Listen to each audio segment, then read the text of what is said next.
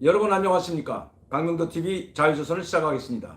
미국이 우크라이나를 침략한 러시아를 견제하기 위해서 스위프트라는 즉 결제망에서 러시아를 퇴출시키는 가장 강력한 제재를 한다고 합니다. 그렇게 되면 국제통화 기축통화가 바로 미국 달러인데 달러뿐만 아니라 여기에 프랑스, 영국, 일본도 동참하기 때문에 지금 대체적으로 자유화폐라고 할 수 있는 이런 국가들이 지금 모두 여기에 동참하게 된다면 이것이 지금 가장 강력한 무기인 것만은 틀림없어 보입니다. 이렇게 된다면 지금 러시아의 경제는 심하게 타격받을 겁니다. 그리고 미국이 본국에 가지고 있는 러시아 재산을 모두 동결시키고 이 미국뿐만 아니라 유럽, 프랑스, 영국, 독일, 이제는 대만과 싱가포르, 일본까지도 제재에 동참하겠다고 발표를 했습니다. 이 국제결제망에서 퇴출되게 된다면 지금 러시아가 수출하거나 수입하고 있는 모든 대금이 올 수도 된다는 것입니다.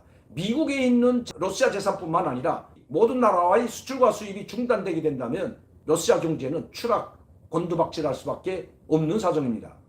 자, 그렇다면 이런 경제 제재를 푸틴이 감수할 수 있을까요?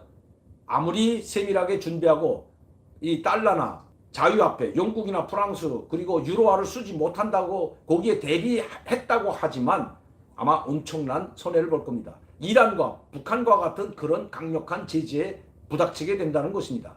그렇다면 러시아가 말하지 북한과 같은 상황에 처하게 된다면 어떤 일이 벌어질까요?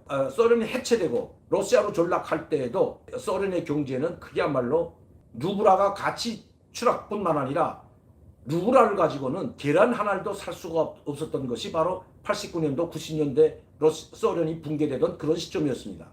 돈이 있어도 스타킹 하나 살 수 없던 것이 바로 그때 시절이었습니다. 그래서 소련 국민에 의해서 이것이 해체됐던 것입니다. 자, 그렇다면 러시아 국민들이 지금 북한처럼 강내죽도 없어서 못 먹게 된다면 어떻게 될까요? 여러분, 자, 북한은 강내죽도 배불리 먹지 못하면서도 김정은 주에 똘똘 뭉쳐서 그래도 버티고 있습니다. 왜? 수십 년간 그렇게 버텨왔기 때문입니다. 북한 주민들은 해방 후에 잠깐 배불리 먹고 살한 적이 있지만 70년대 중반부터는 한 번도 배부르게 이 밥에 고깃국을 먹어본 적이 없는 국민들입니다. 항상 배를 고르면서 허리띠를 졸라매고 반미고를 외치면서 오직 기부자에게 충성했던 것도 사실입니다.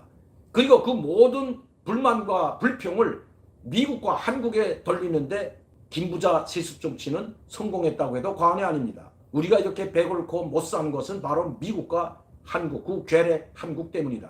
우리가 공화국을 끝까지 지키고 수호하여야만이 우리는 사람다운 삶을 누릴 수 있다. 언젠가 우리가 남조선을 해방하게 된다면 우리도 잘 먹고 잘 사는 날이 있다. 반드시 남조선을 해방해야 된다. 미제를 몰아내고 남조선을 해방하자.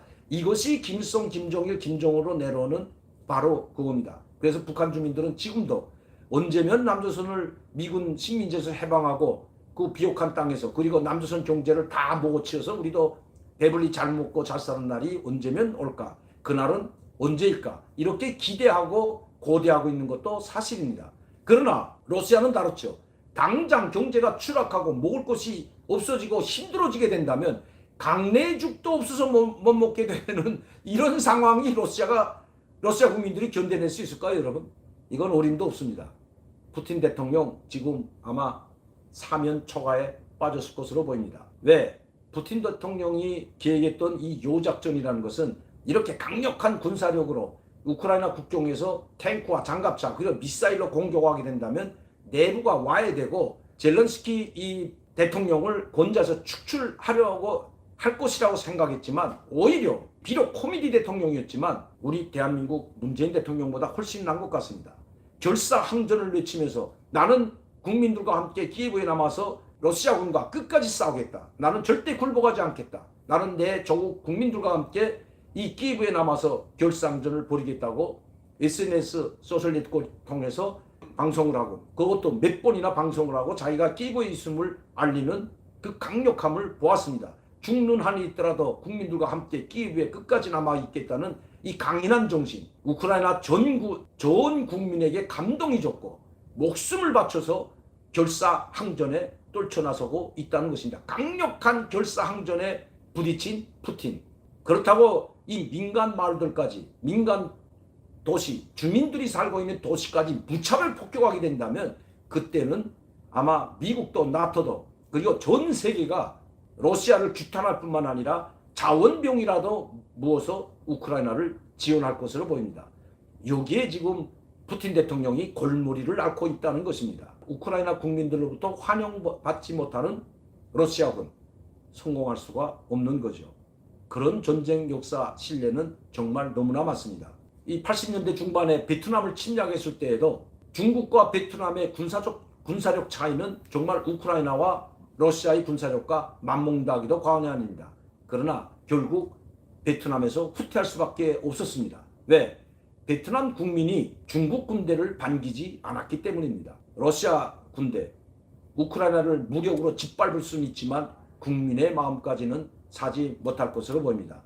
이제 스위프트까지 국제결제망에서 퇴출되게 되고 전 세계적으로 러시아에 대한 규탄의 목소리가 높아지고 반노, 반전이 확산되고 있는데 그 확산이 전 세계적뿐만 아니라 러시아 내에서도 지금 일어나고 있는 것입니다. 러시아 국민들도 지금 각 도시에서 왜 우리가 우크라이나와 전쟁을 해야 되냐, 왜 우크라이나를 무력으로 짓밟아야 되나, 전쟁을 그만두라 시위가 일어나자 바빠맞은 것은 바로 푸틴 대통령일 것입니다. 벌써 수백 명을 체포했다고 합니다. 심지어 약 1000여 명을 체포했다는 뉴스도 나오고 있습니다. 내외 안팎으로부터 강렬한 저항에 부딪힌 푸틴 대통령, 그렇게 쉽게 우크라이나를 무력으로 침공해서 깔고 성공할지 못할 것이라고 저는 장담합니다.